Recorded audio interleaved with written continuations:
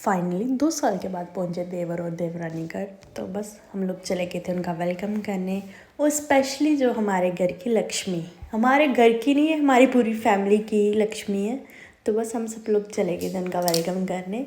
तो hey everyone, जय माता दी। आई होप आप सब अच्छे होंगे। तो आज के मेरे ब्लॉग की शुरुआत कुछ इस तरह से हो रही है। हमें आती है सुबह कॉल कि भैया और देवरानी आ गए हुए हैं, जम्मू एयरपोर्ट पे पहुंच गए हैं। तो हमने सोचा चलो वेलकम वगैरह कर लेते हैं थोड़ा, बस उसी की तैयारी के लिए हम चले गए थे घर।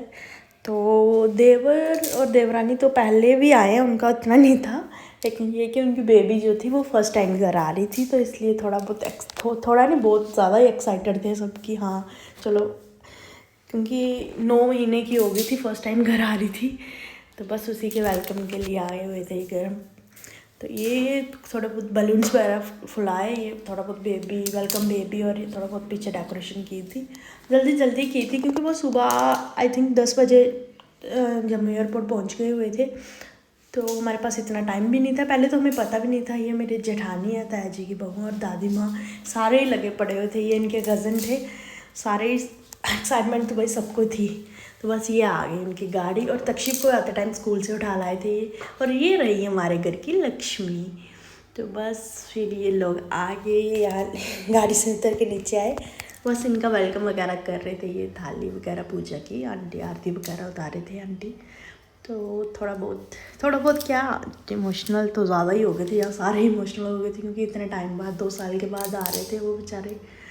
आना तो इन्होंने पहले था, लेकिन कुछ डॉक्यूमेंट्स की वजह से डिले हो गए, नहीं तो 9 तारीख को आ जाना था इन्होंने घर।